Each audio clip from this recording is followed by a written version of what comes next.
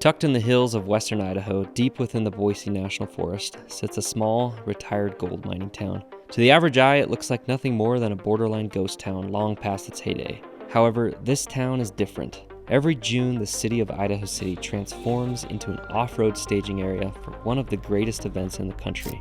In this video, I'm going to share the story of how this little dot on the map actually changed my life. To understand why, we have to go back 25 years. In 2002, my dad was sitting in an office interviewing for a new job. Across the desk sat a man named Jeff Good. The interview was standard professional talk until my dad spotted a photo on Jeff's desk. A rider leaned over in turn, surrounded by deep ponderosa pines and dark, nearly black dirt. As soon as my dad realized Jeff rode dirt bikes, the professional walls came down. The image was from the Idaho City 100, an event hosted by the Boise Ridge Riders since 1984. Jeff invited my dad to race, which he accepted practically on the spot. So that little decision to go race a brand new event in this little tiny town in Idaho would literally change my family's future forever. My dad loaded up the truck to experience his first ever Idaho City race. He didn't know the first thing about reliability enduros, and he was about to face 100 miles of single track that frequently made grown men cry. Somehow he finished. He came home completely addicted to the winding ridge lines and that specific decomposed granite soil that's only found there. Therefore, every June from that point on became a sacred family tradition.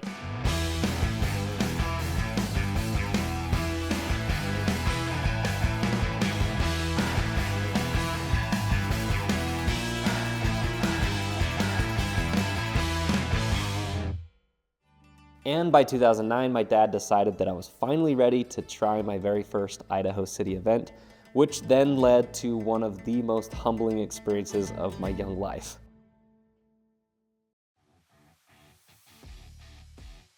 I was 13 years old on a KTM 105 big wheel, signed up in the B class. I was thrown in with the men on the same grueling course. I gave it my best shot, but still came up short. I remember coming to the first checkpoint feeling pretty worn out and asking my dad how far we had gone. I confidently felt like we'd ridden at least 50 or 60 miles. When he told me we were only 24 miles into the race, my heart sank. I already felt defeated. The next section was even hotter, steeper, and more technical. With each passing mile, I fell further and further behind and lost more energy. We made it about 2/3 of the way before bailing and going back to the staging area. I rode the fire road back to camp in total silence. My dad was likely wondering if he'd rushed me into this. I can only imagine how my dad felt on this long, slow ride back to camp. There was probably a flood of different thoughts rolling through his mind. Had he committed me to this event too early? What was going to happen next? But deep down, I didn't actually feel defeated. I felt hungry. Failing that first year caused me to go back in 2010 with a bigger bike and an even bigger chip on my shoulder. I returned in 2010 on a KTM 200 with bigger wheels and more engine. But this year, the dust was replaced by weeks of heavy rain. The mountains were a saturated, muddy mess. Mile after mile, I pushed through the challenging terrain, gaining experience and living out my dream. So much of my childhood was spent looking up to my dad and listening to him talk about how cool this race was. To finally be there, experiencing it alongside all of the people who I'd looked up to for so long was truly an experience that began shaping me to the person I am today. Halfway through, my rear shock seal blew, leaving me with zero damping in the deep ruts. Towards the end of the day, we had one final special test.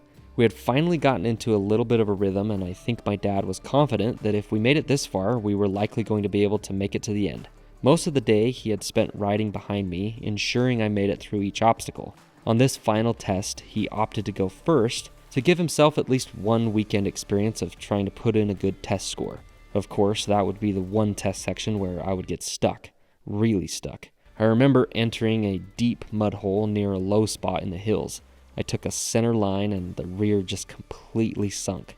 It didn't help that my shock was blown and I was buried. My attempt to move the bike did nothing. My dad completed the test, waited, and ultimately had to return backwards on the course to find me and help me remove the bike with the help of another fellow racer. Technically, that year we houred out on the last section, falling more than 60 minutes behind, but we were able to finish the entire physical course.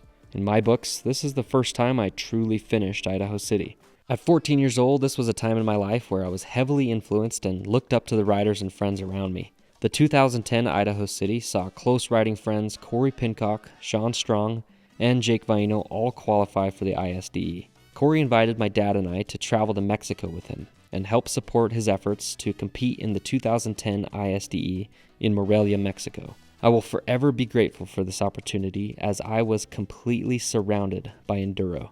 I remember spectating one of the special tests on day one as the first riders came around. I'll never forget the energy in the air as those first bikes came ripping through the test sections, pushing the limits of traction and balance. It was the first time the true spirit of enduro touched me. I would forever be affected by these experiences.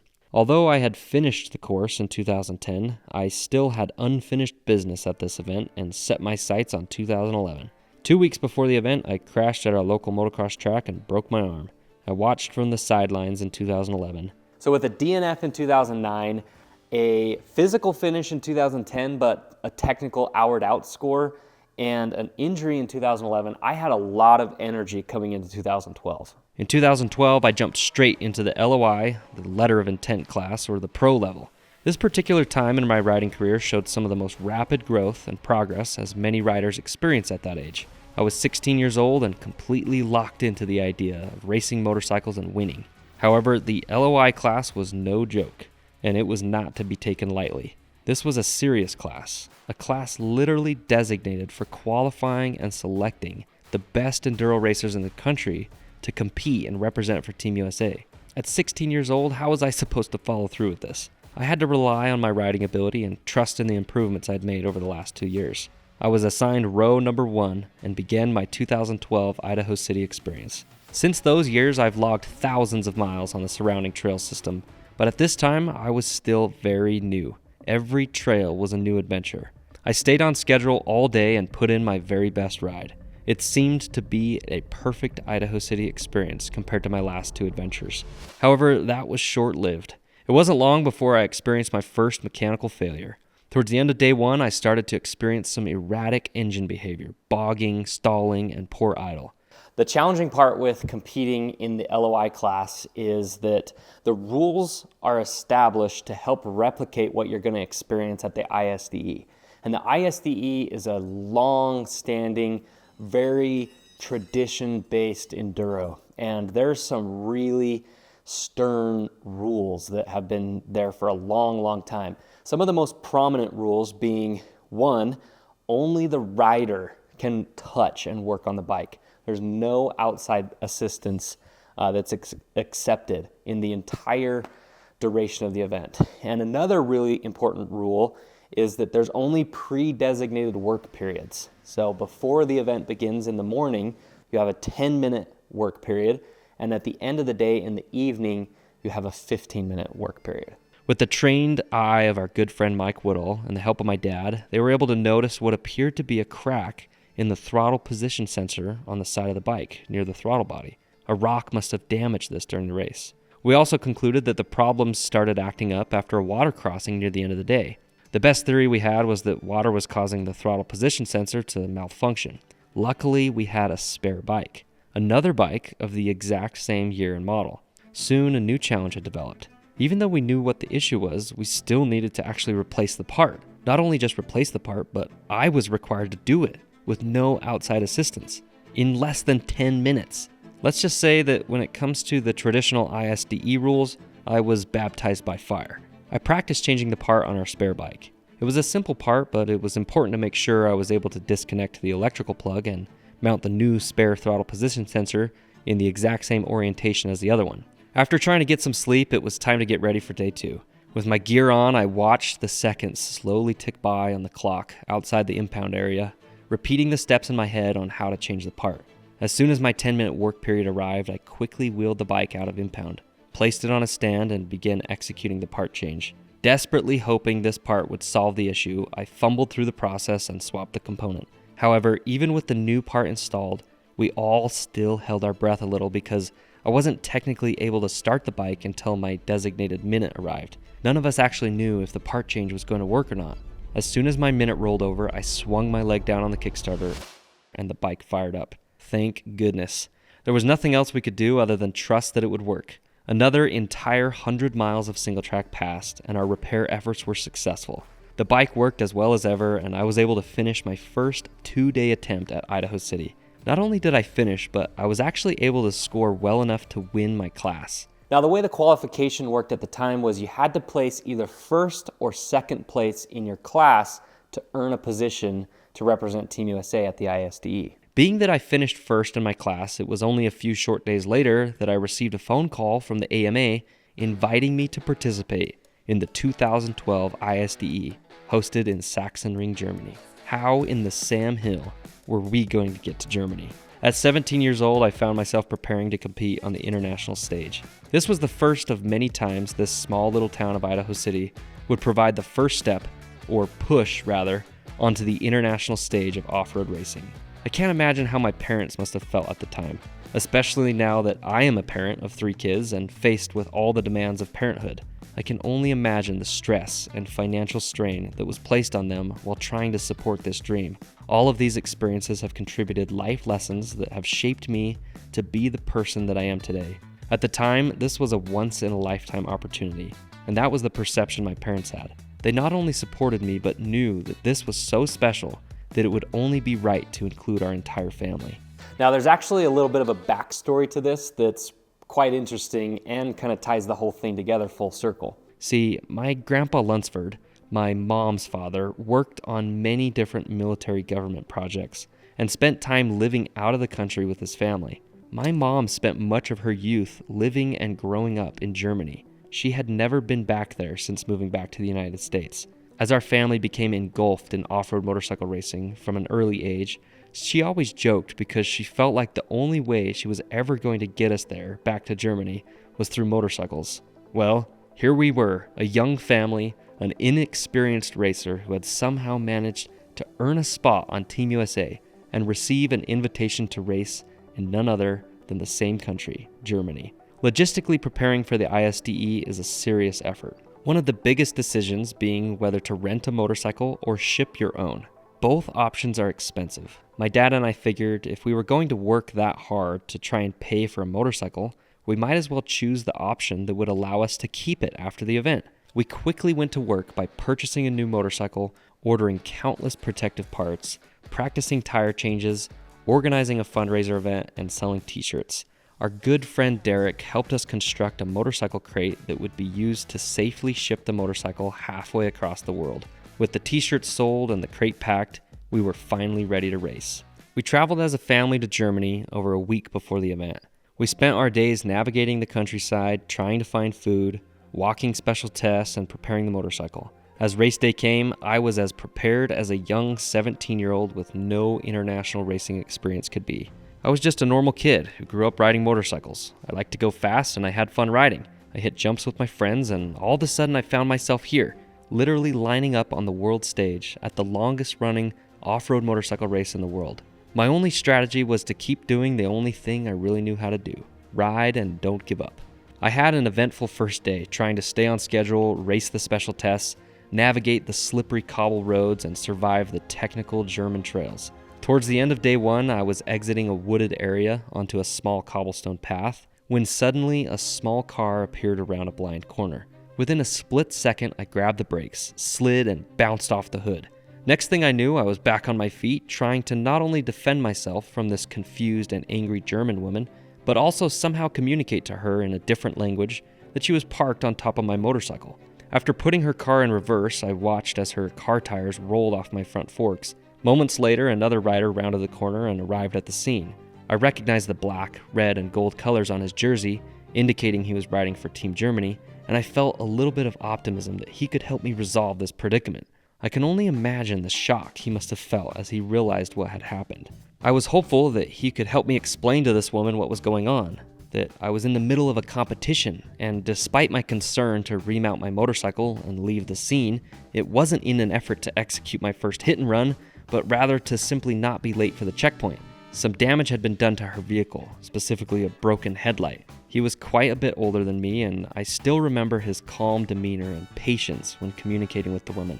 It must have been in stark contrast to my frantic young eyes. He helped us exchange some quick information and then gestured to me to continue on. I straightened my handlebars out and tried to shake off what had just happened. I somehow made it to the next checkpoint without losing any time. As one of our Team USA's check volunteers was helping me refuel, he noticed I was a little off. I said, "I just got hit by a car." All he said was, "Holy shit," while almost dropping the gas can. The following days were a complete survival grind. It was one blurry cycle of trying to eat and fuel my body, survive wet German single track, race special tests, have my head hit the pillow and immediately wake up only to do it all over again the next day. All the while being disoriented and confused in a country I've never been to. I somehow managed to finish the entire event, logging nearly 1,000 miles in the German countryside and coming home with a silver medal. Now, after I got home from Germany, I literally felt like Superman. I mean, nothing was really intimidating at that time. Racing, life, school, it all kind of just seemed to move in slow motion compared to what I was experiencing just a week or two before.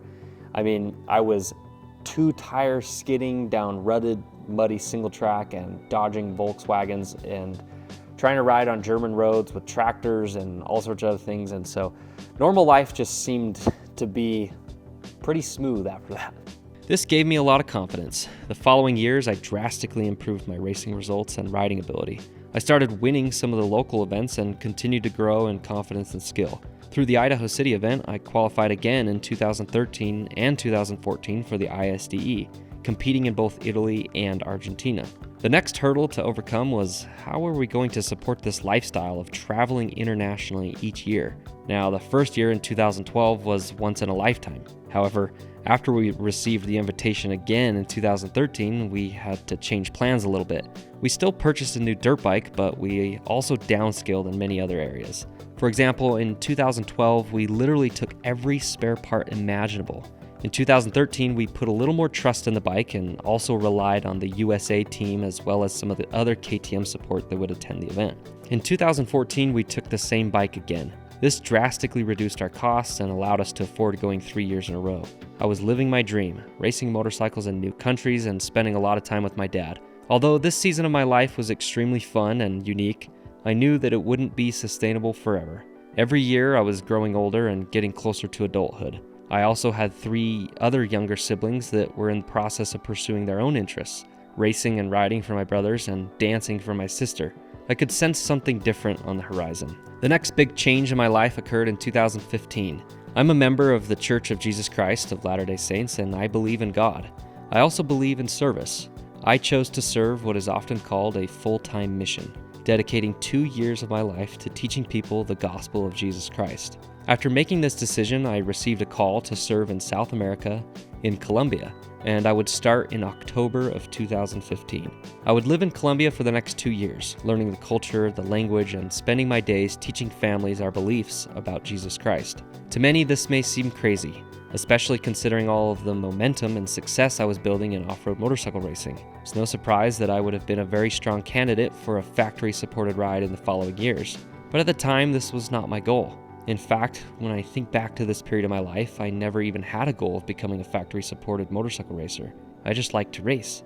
I just wanted to go fast and to win. There was no difference to me being a factory-supported rider or just being a rider. It was all the same.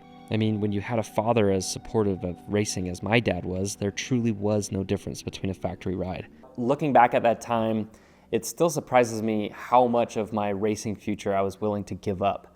But at the time, it just didn't really occur to me. And it's not that I wasn't really recognizing that I was giving something up or sacrificing. It was just different. I wasn't really focused on the racing future or what I was, any potential future success. It was more giving up the experiences that I was having with my family at that time. That's really what I felt like I was going to miss out on. It wasn't that I ever thought that I couldn't come back and pick up right back where I left off. It was more that while I was gone, I was going to miss those really fun experiences of being at the races with my family. Anyways, with that context being shared, 2015 was a big year for me. At the time, it felt like what was going to be my last Idaho City for a long time. I went into this year with as much confidence as ever. The 2015 Idaho City 100 remains one of the most influential racing experiences I've ever had. This wasn't just another race. It was a pivotal moment in my career and, more importantly, my life. It's a story I reflect upon often to regain the confidence and faith needed to face life's challenges, and I hope that by sharing it, you'll find that same spark. My one and only objective when I started this race was to give it everything I had. I knew I could win. I knew my skill level, I knew these trails, and I knew exactly how my bike would perform. Most of all, I felt alive. When I race in Idaho City, I feel a presence and a connection to the bike that is almost impossible to describe. Starting on row 7 that year aboard a KTM 250, I arrived at the first special test. I looked off in the distance, watching the dark, single-track trail sporadically mark the ridgeline below, with stumps littered and big trees surrounding the terrain.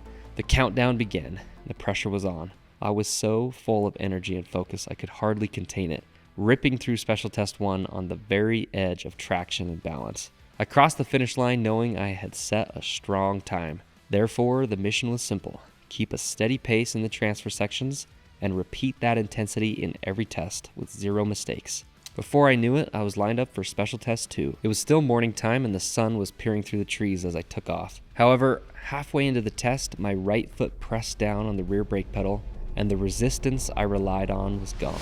My heart sank. The rear brakes were completely gone. I looked down to find not only had I lost the pressure, but the cap to the reservoir was missing. The fluid had completely escaped. Now, in this point of my career, I was in a phase of extreme rear brake use. And I've always been hard on the brakes, and particularly the rear brakes. And racing two-strokes at this level, especially in high elevation terrain, really requires you to use the rear brakes a lot. But at this period of my riding career, I was on a whole nother level. I mean, I was boiling my brakes multiple times per race and just absolutely annihilating brake pads, brake fluid, and pretty much all the other major components for your brake system. I was accustomed to the sensation of fade, but this wasn't just heat. This was a total mechanical failure. A wave of loss, anger, and hopelessness rushed over me. There was no chance of fixing this on the trail. My race was done, and my chance to prove myself was over in an instant. In a flurry of anger, I found myself descending a steep, technical single-track section. I was doing my best to focus, but my mind was running in circles, questioning why this was happening to me right now. This loss of focus caused me to come barreling down the trail with way too much speed, partly due to the lack of brakes and partly because I had stopped caring. As the bushes cleared, the course made a sharp right turn onto a small fire road.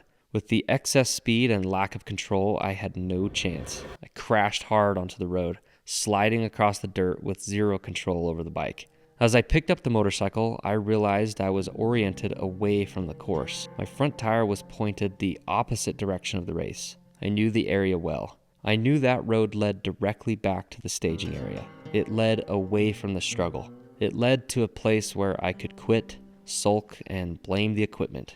The temptation was overwhelming. I started the bike and actually began riding down that road. But then I stopped.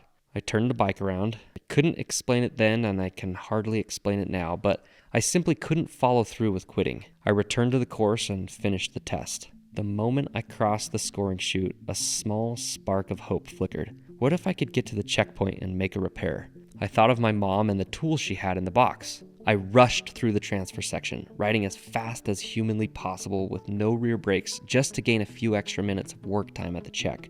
I arrived at the checkpoint frantically. My friend Reed Brown was competing and his dad Barrett was there with my family. As I desperately tried to flush the system, Barrett noticed my situation. Luckily, he had a spare KTM part and offered me a new master cylinder cap. That generosity saved my entire weekend. I left that checkpoint with renewed hope. I babied the bike through the transfers and absolutely hammered the test sections. Because I refused to let that fire road be the end of my story, I went on to win every single special test for the rest of the weekend, securing my first Idaho City overall. My dream had come true. While I owe it to the people who helped me, I ultimately had to be proud of myself for not giving up when it was easy. Today, a photo of that event sits right here above my desk, and I often turn to this and look at it anytime I need a reminder for myself, just as I'm going through life's challenges, that you should never, ever give up. You miss, 100% of the shots you don't take. So that's a good reminder to me and to all of us to never give up. My dream had come true, but life soon called for a different kind of sacrifice. In preparation for my mission, I missed out on the 2015 ISDE, leaving my family for 2 years to live in Colombia teaching the gospel. This time away refined my perspective. Therefore, when I returned in 2017, I didn't just return to racing, I returned with a foundation built on the lessons I learned in the mountains of Idaho and the streets of Colombia. Since being home, I have competed in Idaho City every single year, winning the event multiple times and even qualifying for Team USA to represent our country in Portugal and Italy.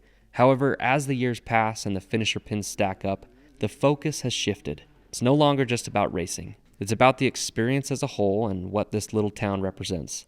As our family continues to grow, this enduro has become our sacred family time. From overcoming mechanical failures and refusing to quit, to representing my country on the world stage, Idaho City has set the foundation for my life. A small town in Idaho produced experiences that affect every decision I make today. You never quite know the influence a small picture placed on a desk might have.